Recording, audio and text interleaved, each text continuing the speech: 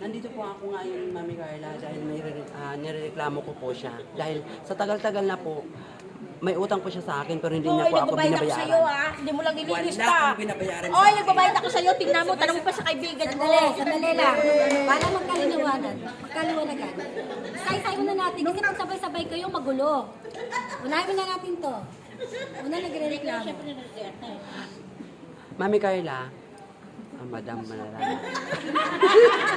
Huwag na tumawa. Yan ang problema nyo. Ngayon, kung may problema kayo bawat isa, kailangan isa-isahin muna natin yung magsasalita para maintindihan natin. Kasi kung sabay-sabay kayo, hindi natin sasabihin ko. Sige, mauna ka na. Mama Carla, nagre-reklamo po siya sa akin na hindi daw po ako nagbayad ng utang sa kanya. Nagbabayad naman ako. Oy, makinig ka! Sige na, sige na.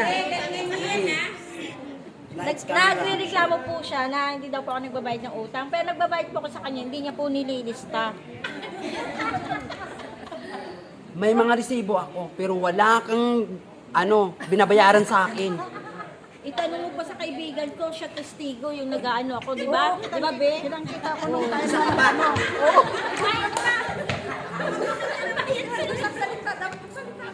Kasi ganito yun. Ikaw naman kasi, ito pala mali. Tinuro yung maling tao. Ikaw naman kasi, kung umutang ka naman, kailangan may ebidensya ka, gumawa ka ng ano. Bakit? Kapitirahin mo yan doon. Tapos ikaw naman, kailangan, pag may utang ka rin dyan sa kanya, babayaran mo kasi karapatan niya rin maningil sa'yo. Oo nga po, pinaghahapan ko nga yun. Hindi talaga nagbabayad ng utang yan. Kung sa amin, marami rin utang yan, ma'am. Hindi yan nagbabayad ng utang.